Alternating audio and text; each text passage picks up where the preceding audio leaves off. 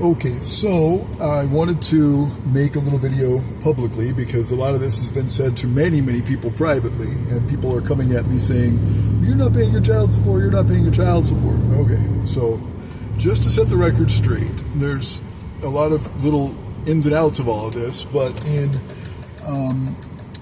March and April of this year, 2024, I paid up all of any child support that I had in the past and anything even in the future, because in total, my kids are due $83 a month, as ordered by the courts in our divorce decree, $83 a month for each kid. There's 3 of them, so that's $249 a month. And Kim and I have been divorced since December of 2020, and I have paid a total of $27,000 in child support. Which is about $16,000 more than she's due legally by the courts. So I've paid above and beyond, according to the court, what the court has issued. But then it is my turn with the kids. But she is, doing this parental alienation thing, turning them against me. And it's even though it's my turn, she is illegally violating a court order for my custody. I have 50% custody. She has 50% custody. She has kept them from me and fed them full of all kinds of stuff. And that's for another video, another time, depending on how this court goes. But I have a court date on the 30th of September, and I'm basically waiting to tell the courts my story so they can decide. But not only have I paid over $16,000 more than the courts have ordered me to, but I shouldn't have to pay her child support when it's my turn with the kids. She is illegally holding them from me, violating a court order out of Hawaii.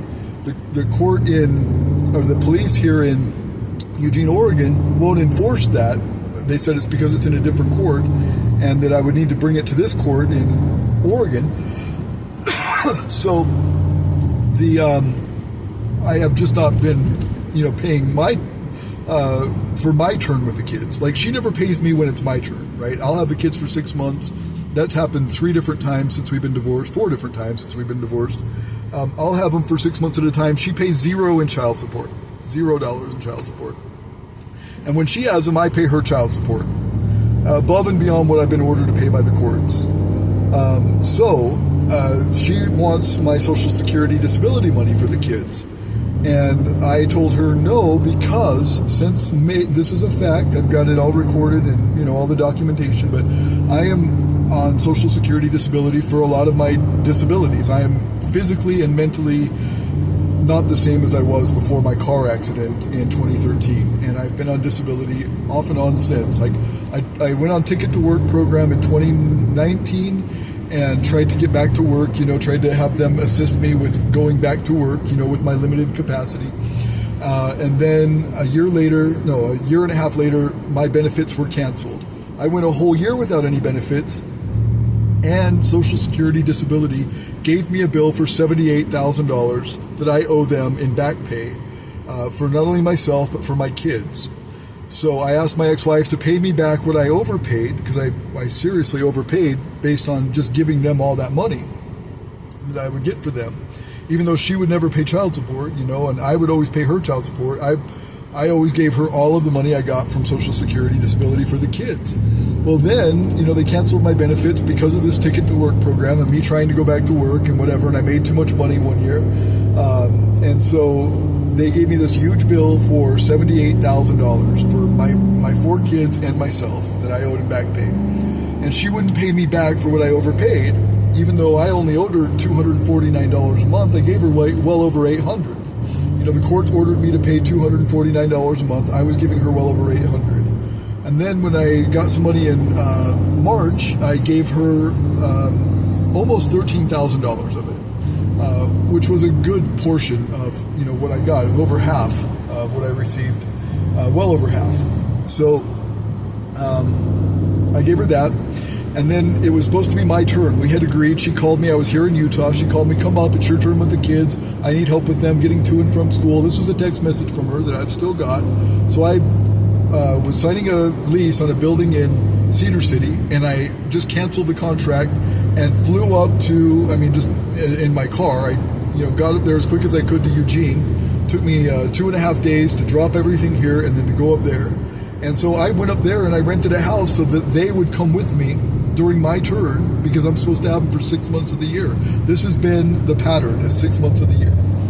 So I get up there and I get secured in a house, and then they're supposed to come to me. But right before they came to me, their stepdad attacked me. And I've got all the proof of this. He'll deny it or whatever.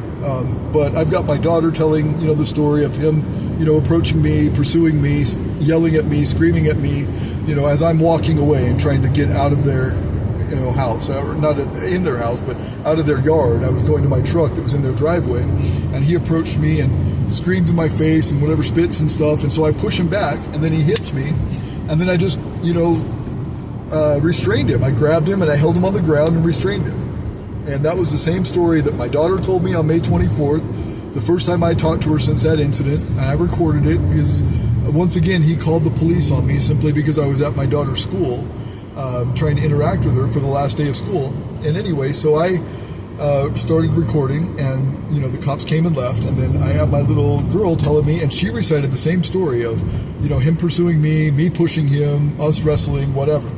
Never has anyone said that I hit him. I even asked her, I said, did you see me hit him? She says, no, you didn't hit him, but you pushed him. Well, that's all I did. I was getting him out of my face. He was spitting on me while he was talking or screaming or whatever he was doing. So yeah, pushed him, but I never hit him. I never close-fisted hit him. Meanwhile, I got blood running down my face because he hit me, right? So since then, my ex-wife has turned this into, oh, he attacked Rory, he attacked your stepdad, so now my kids hate me. And apparently, this is her story, that they hate me. They say horrible things to me, so it's probably true. But, she has been promising since basically 2015, 2016, to turn them against me if we ever divorce. Well, that's what she's doing. That's what she's done. So I've been trying to get up there and buy them school clothes, but she denies me. She says there's no chance of you taking them anywhere to go buy school clothes or anything. So I sent her $550 today to buy them school clothes. And I told her if they want to go with me, I'll buy them extra, but that should get them started. So when they're ready to go with me, I'm ready to take them. So I'm still contributing. And I gave my son $50 on his Robux for Roblox or whatever just a week ago. And, my daughter, I gave her $20 on her Roblox or her Robux or whatever a few nights ago. And anyway, I do what I can. I've been trying to participate. The total I've given this year is well over the total amount I've owed since the entire history of us being divorced. So I gave her way more than what the courts ordered me to pay, and I'm still contributing. So I just wanted to be well known for those who have heard some crazy story that I have neglected my kids. No, not at all. I have gone above and beyond, and now I've got a court battle to deal with, and that's coming up in a month, so I'll figure that out in court. But in the meantime, they're supposed to be with me, so I'm not going to pay her to kidnap my kids from me and violate a court order. I'm not going to give her money to do that. Like, she never gives me money when I have them, and so why would I pay her during my turn with them when I provisioned to buy a house so they could be in that house with me, and I provision for everything, school shopping and whatever else, that's what I do when they're with me. So I provision for that financially, and it cost me more money than it should have, because if they weren't going to come with me, I wouldn't have went back to Oregon, nor would I have rented a house up there. It's not my place. It's not where I want to be. I've been working here in Utah since March, actually. I started in March with my lease in Cedar City. So I've been working here since March. I only went up there and neglected my business here for my kids' sake. So I'm not going to pay her, and no, I don't know how anybody feels this is logical, but I'm not going to pay her to take my kids from me during my turn and hold them from me against a court order. Nor am I going to give her Social Security money that will be taken from me after I'm done with my Ticket to Work program and I'm working. They're not going to let me keep the money, just like they didn't last time. This is like when they gave me a bill last time for $78,000 of back pay, and then we worked that out in court, and I got my benefits back because I never worked. I never started working. COVID shut me down, whatever. I just never started working. So, they returned my benefits to me. But this time, I will be working. I've just started a new business called Veracity Integrity LLC. And I've got 3 other businesses that I've had for many, many years that I still run. And they're starting to be profitable. I doubt they're going to be majorly profitable. I mean, I'm injured, I'm damaged, I'm filled with titanium, I'm missing a finger, I got all kinds of trauma in my head, PTSD probably, whatever else. I mean, it's going to be hard for me to work a lot, but I'm going to give it my best shot. And so when I'm off this Ticket to Work program in January of 2025, I'm going to have to be paying Social Security back all this money that I've received for me or my kids in full, just like last time. They're going to give me a bill for all this, back pay or whatever that I owe them. So anyway, that's the situation. If anybody's heard any differently, it's not true. And I'm happy to prove it. I've given my statements to the court. I've testified under oath with penalty of perjury. I stand by my statements to the court. It's all public record in Lane County. You can just look up my name. I put all my documents there. It's all public information because it's with the courts. You can see what I've claimed, and that's the truth that I'm going to stand by, and I'm willing to go to jail for it, because if I'm lying, that's perjury, and that's a crime. I'm not lying. Everything I told the court is the truth. So that's the end of that story.